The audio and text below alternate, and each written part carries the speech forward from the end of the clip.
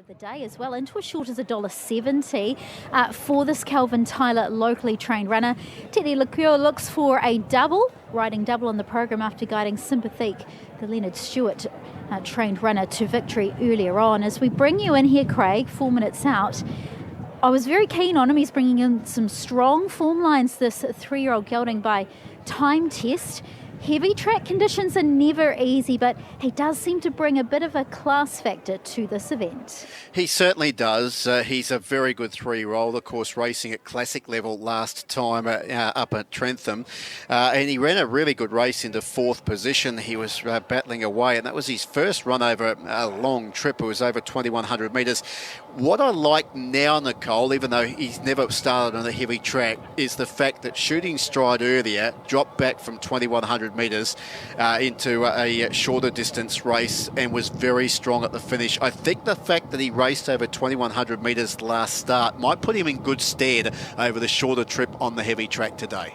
Yeah, excellent spot there, Craig. And as you mentioned, that can be the key, that hard fitness, dropping back, obviously, with this very testing track today. Kelvin Tyler earlier, very happy with how this horse has come through those runs up at Wellington as well. And we can see him out there. He's still got a spring to his step, which is good on the freshen up as well in terms of the distance coming back to that 1,400 metres. So thought he was hard to beat here. The $1.90 book priced favourite here, Freddie Time. We're currently getting a little bit more than that offered to you on the tote. Second pick for both yourself and mine, Winnie Meow. And this one here, or Whiny Meow I should always say, the Ebony Turner runner, has picked up placings in the last few, but there was a lot to like about the run here on Saturday, wasn't there, for second? Yes, he has been racing in very consistent form of late. Of course, he raced over the 1,600 metres here on Saturday, and it was a nice run behind Vamos. It was a blanket finish, wasn't too far from the winner, up on the speed most of the way. Tony Davies takes the ride today. Teddy Lecure, of course, who rode him on Saturday, is riding Freddie Time, which is another lead for Freddie Time today. But Whiny Meow's overall form has been very solid. He is a winner on the heavy track, and he did race well on the heavy 8 here on Saturday, so it looks one of the leading chances. Train is now at $9, the only other runner in single figures here for Brian and Shane Anderton. We got the thoughts of Shane earlier around this mare by Al Manzour coming to the races here, the winner of 2 from 13. First start on a heavy surface, but Shane did feel that she will certainly like it. Yes, I thought the same, and one of the progeny of Al Manzour won earlier today, so that gives her a little bit of a lead. She's a mare that's won 2 races out of 13. When she puts it together, she's a very handy horse. I remember when she was racing earlier in her career against her own age group, and she was going really well in the top opposition, so she does have a lot more ability than her numerical form suggests. She can improve today. And in terms of a fourth pick, I've opted the way of Claudius Maximus. Lee Callaway already with a winner earlier on today, and you've opted for the 8 Divine Spirit. Yes, Divine Spirit was a winner 3 starts ago up north. Has only had the one run down here, where Claudius Maximus, you might be onto something there, Nicole, because has been supported, was the market mover, about $13 into $8. Was unplaced here behind Express Cope on day 1, but obviously has the ability. Previous form was quite solid. In fact, for Claudius Maximus, was placed a couple of times. A good 4th at Wingatui behind Miss Brittany on one of the feature days, so you'd expect that Claudius Maximus can be right up on the pace all of the way. Was there anything else that you saw at value as they're moving in? Wasn't too sure here. I thought maybe the likes of Leisure Dollar, an impressive winner first up to the races, again only lightly tried, I thought might take some benefit from the first up run last time out, but certainly, yes, as you mentioned, the market move around number 2 there, Claudius Maximus, but now all the way in back to $1.70, Freddie Time. So late here, the Kelvin Tyler runner is the punter's favourite. Might be one there, Leisure Dollar, that you mentioned, Nicole, because it's only had the one run on a heavy track. It was a heavy 10 and it got the prize. That was on the debut, so that might be something to look at. Getting set for the Halder hedge cutting at Tony Perriam hedge cutting Gummies Bush handicap. They're just about ready. Another good field coming up. Freddie Time. Always had a good rap on him. 4th in classic grade last time over 2,100 metres. Local course with Kelvin Tyler. They're just about set. Here we go. Watch your gate!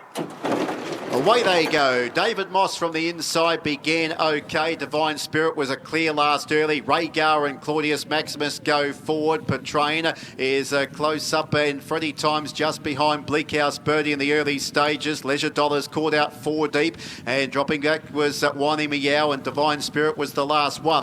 Rhaegar's in front now. Bleak House Birdie progressed forward, moves up on the outside of Rhaegar, and Bleak House Birdie goes to the lead from Rhaegar. Then Petrain, Leisure Dollars still out 3 wide. Claudius Maximus just behind them. Then David Moss and Freddie Time. Second last, Whiny Meow, and Divine Spirit was last. Metres mark. Bleak House Birdie in front from Rhaegar second. Petrain in third position. Then David Moss on the outside of Claudius Maximus. Freddie Time is wide, but he's starting to pick up some ground now. And then came Whiny Meow, who's trying to follow up behind the favourite Freddie Time. And Leisure Dollar, after being caught wide, dropped out to the tail. Up towards the turn. Bleak House Birdie in front. Freddie Time moves up boldly. David Moss out wider was Whiny Meow. Just behind them was Petrain. Then Claudius Maximus, who's worked into the clear. Rhaegar and Divine Spirit. Freddie Time moved alongside Bleak House Birdie. David Moss angles wide to start the runner. Whiny Meow's even wider. Freddie Time hit the lead from Bleak House Birdie. Whiny Meow's trying harder. Freddie Time broke away from Whiny Meow. It's Freddie Time in front from Whiny Meow, Bleak House Birdie, and class prevails. First run on the heavy track, doesn't matter. Freddie Time's too good. Freddie Time has won from Whiny Meow, Bleak House Birdie. Divine Spirit came from last to finish in 4th spot. Then came David Moss, Rhaegar, Claudius Maximus, Petrain, and Leisure Dollar was the last one to cross the line. He is a good horse. Freddie Time dropping back from Classic Company up north, and has been able to win the day. He travelled beautifully into the race. Teddy Lardecoeur with a double, and he always wanted to be on as they straightened for home, and Freddie Time has been able to win nicely in the run to the judge. Whiny Meow, usual honest runner. Bleak House Birdie, after working early, has done well, and I fancy Divine Spirit was 4th, although looking back on the replay, I'm way off. Absolutely way off. It will be David Moss in 3rd, 4th in front of Divine Spirit. So it'll be number 13 in for 4th as the runners return. Freddie Time, the winner by time test out of Skyte for V and K Tyler, Kelvin Tyler and Teddy Lardecoeur. As Kelvin mentioned in the interview with you earlier, Nicole, he seems to race on any track. He seems to be very adaptable. He looks a good horse in the make. He sure does. By time test, who's really creating a wonderful impression at stud as well. The locals home to the 4. After his win on debut back on the 1st of January, contested some very strong races, including being 4th in the Southland Guineas and then 3rd in the Dunedin Guineas. Sent up to Wellington to Trentham there for a couple of runs and a tilt at the Manawatu Classic. Back here, back in trip, and his first time on the heavy track. Well handled as well from Teddy Lardecoeur, who claims the 4 kilos. He didn't panic. He was back in the run and still looks like he's learning a little bit. The 3-year-old wanted to get on the bit and pull it.